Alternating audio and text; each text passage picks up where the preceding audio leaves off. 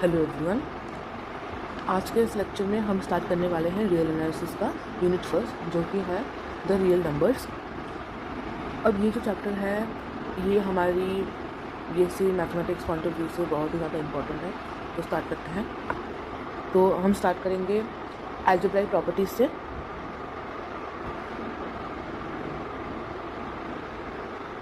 ठीक है ना। अब पहला प्रॉपर्टी ये है कम्यूटेटिविटी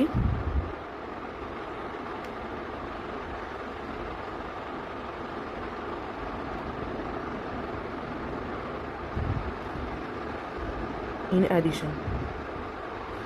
अब इसमें क्या होता है, जैसे पिछले क्लास में करते थे जब छोटे थे, तब हम करते थे ना, ये वाली कम्यूटेटिविटी में पढ़ा था। तो वही सेम ही चीज़ है, a plus b is equal to b plus a is for all a comma b belongs to r. ये तुम्हारा commutative of addition, commutativity in addition. ठीक है। और इसे हम A1 कहते हैं, A फॉर एडिशन, और ये एडिशन का पहला प्रॉपर्टी होता है, इसलिए A1।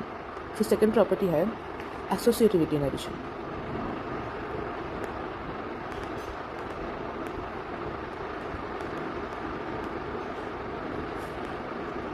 इसमें भी सेम वही छोटे क्लास में हम लोग पढ़ते थे, वही सेम ही है। तो क्या होगा, a plus b plus c is equal to a plus b plus c for all a comma b comma c belongs to r.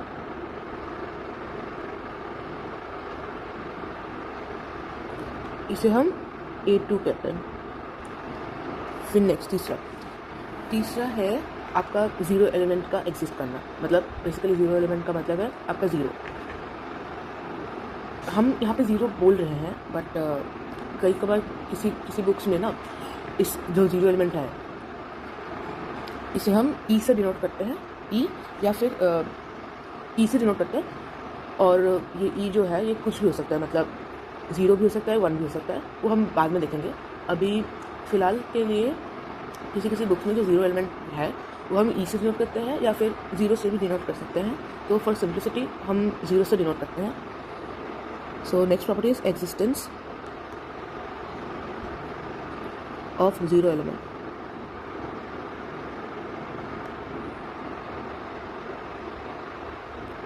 तो there exist an element zero belongs to r. मतलब zero जो है वो are, वो real number के जो number line में है वो बिलोंग करता है, सच दैट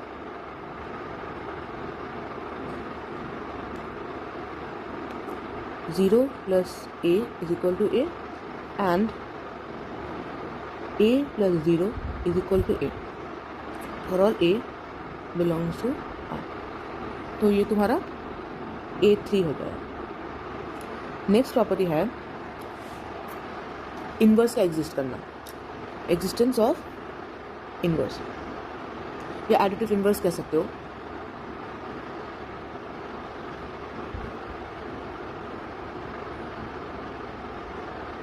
अब एडिटिव इन्वर्स का मतलब क्या है, सपोज 1 है और 1 का एडिटिव इन्वर्स होता है -1।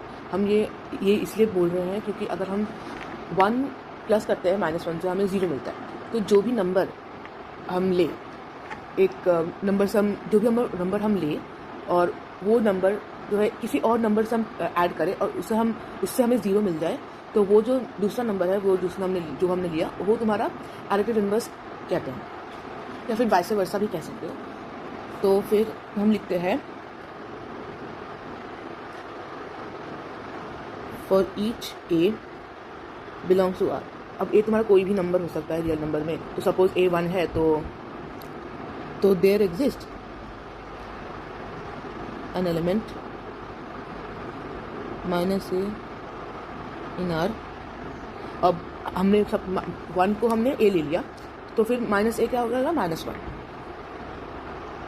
Such that a plus -a is equal to 0। तो ये हमने ले लिया, तो हमने a को क्या लिया था, 1 लिया था, और -a ऑटोमेटिकली क्या हो जाएगा, -1। तो फिर हम दोनों इसको अगर प्लस करेंगे तो a प्लस -a जो है ये क्या आ जाएगा, 1 प्लस -1, तो ये हमारा 0 दे देगा। तो यही तुम्हारा बोलता है। सिमिलरली इसके साथ क्या आता है, and minus a plus a is equal to 0। Again यहाँ पे जो है कम्यूटेटिविटी अप्लाई हो रहा है, तो ये तुम्हारा A4 हो जाएगा। तो तुम्हारे सारे जो algebraic property related to addition है वो सारा कवर हो गया। अब नेक्स्ट तुम्हारा है मल्टीप्लिकेशन वाली प्रॉपर्टीज। तो इसमें ही लिखते हैं नंबर 5, कॉम्पिटिटिविटी इन मल्टीप्लिकेशन, जैसे पहले किया था एडिशन वाली, सेम।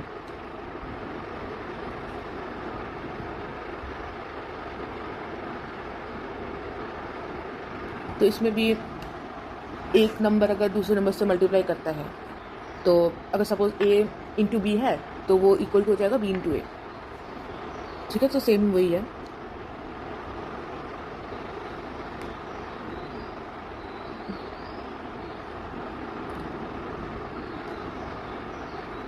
अब ये आपका हो जाएगा m1, क्योंकि मल्टीप्लिकेशन के रिस्पेक्ट में कर रहे हैं तो m जो है मल्टीप्लिकेशन है, और क्योंकि ये मल्टीप्लिकेशन का फर्स्ट प्रॉपर्टी है तो m1। फिर जैसे एडिशन में किया था एसोसिएशन वाला, तो ये क्या आ जाएगा, एसोसिएटिविटी इन मल्टीप्लिकेशन। इसका क्या हो जाएगा, now a into b into c is equal to a into b into c for all a comma b comma c belongs to R, right. तो ये तुम्हारा क्या आ जाएगा, m2। अब हम आ जाते हैं प्रॉपर्टी नंबर 7 पे।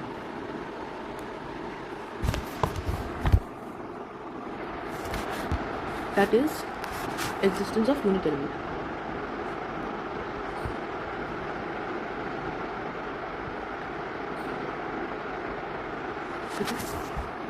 अब जब मैं थर्ड प्रॉपर्टी में देखा था एग्जिस्टेंस ऑफ जीरो एलिमेंट, यहाँ पर क्या हो रहा है कि हम जीरो किसी भी एक एलिमेंट ए जो कि R से बिलोंग कर रहा है, तो अगर हम जीरो उस एलिमेंट ए से हम ऐड कर रहे हैं, या फिर ए जीरो एलिमेंट से हम ऐड कर रहे हैं, तो हमें वही सेम नंबर ए मिल रहा है।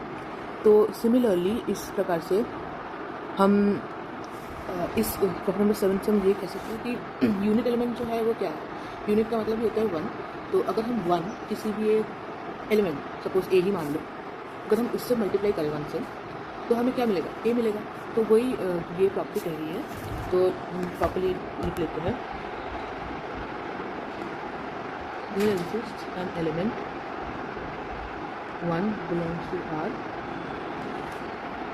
such that 1 into A is equal to A and A into 1 is equal to 2 for all A belongs to R।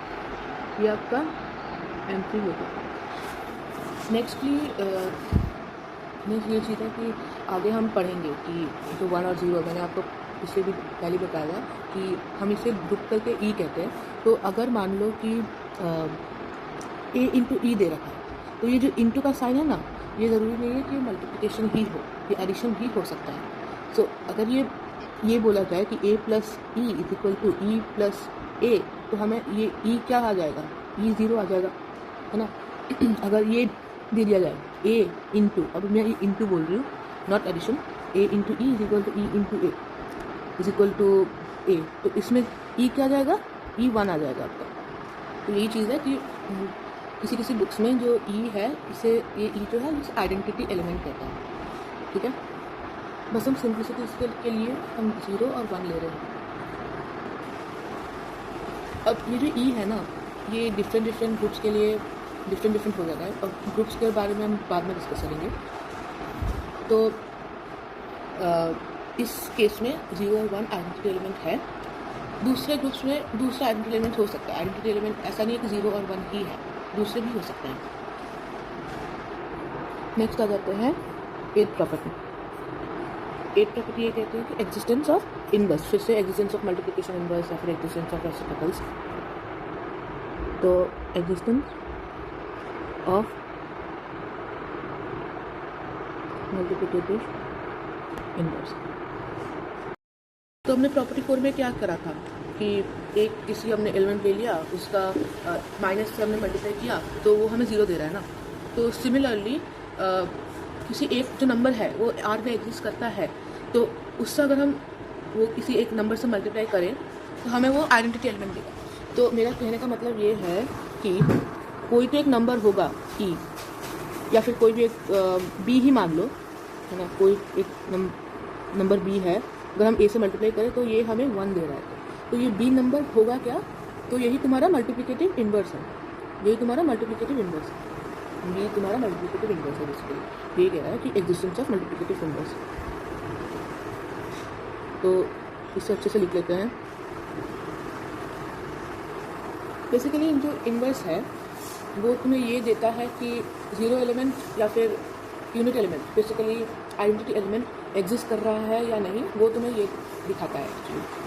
Alright, तो इसका लिख लेते हैं। For each a not equal to 0 in r there exist an element 1 upon a in R such that a into 1 upon a is equal to 1 and 1 upon a into a is equal to 1. Alright, तो यही कहता है existence of multiplicative inverse.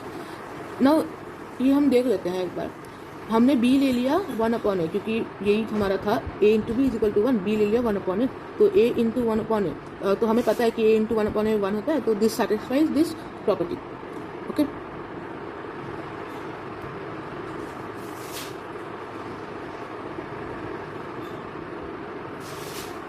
तो ये आपका हो जाएगा M4। अब हम आते हैं, एक प्रॉपर्टी है जो मल्टीप्लिकेशन और एडिशन को मिलाकर एक प्रॉपर्टी बनता है, तो इसे हम प्रॉपर्टी नंबर D दे देंगे, और D is for distributive property, right. This is the distributive property.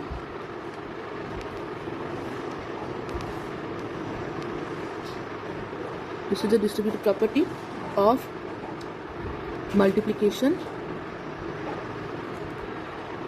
Over addition, right. इस प्रॉपर्टी में ये होता है, कोई भी एक नंबर ले लेते हैं for all a, b, c which belongs to r, right. ये नंबर हम ये सारे 3 नंबर ले लिए हमने।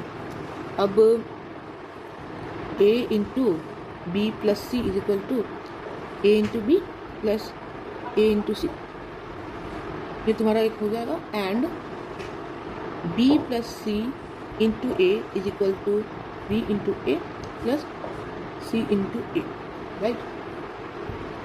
तो ये जो सेंटेंस है इसे आप ध्यान से पढ़िए, क्या बोल रहे हैं, मल्टीप्लिकेशन ओवर एडिशन, है ना। तो पहले जो है मल्टीप्लिकेशन करना होता है, उसके बाद एडिशन। तो इस वाले में एक बार ध्यान दीजिए, तो हमने a को मल्टीप्लाई किया b से, दैट इज क्लियरली मल्टीप्लिकेशन में पहले किया, फिर a को मल्टीप्लाई किया c से, अगेन मल्टीप्लिकेशन पहले किया, उसके बाद हमने प्लस किया, इसके बाद एडिशन है। सिमिलरली इस केस में क्या है, b को हमने a से मल्टीप्लाई किया और फिर c को हमने a से मल्टीप्लाई किया, और उसके बाद हमने एडिशन किया। ऑलवेज एडिशन बाद में होता है, क्योंकि हमने क्या दिया है प्रॉपर्टी, मल्टीप्लिकेशन ओवर एडिशन, पहले मल्टीप्लिकेशन हुआ फिर एडिशन हुआ, ठीक है। ये समझ में आ गया। कुछ सिंबल्स की बात कर देते हैं जो कि बहुत नया नया है आप लोगों के लिए। पहली बात तो ये symbol, now this symbol is for all.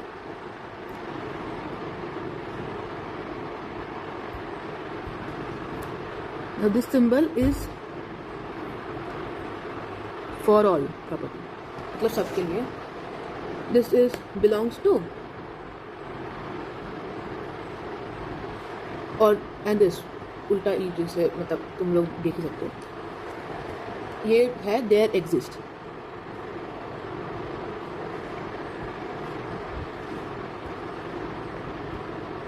there exist का सिंबल है ये। और क्या है नया, और कुछ नहीं।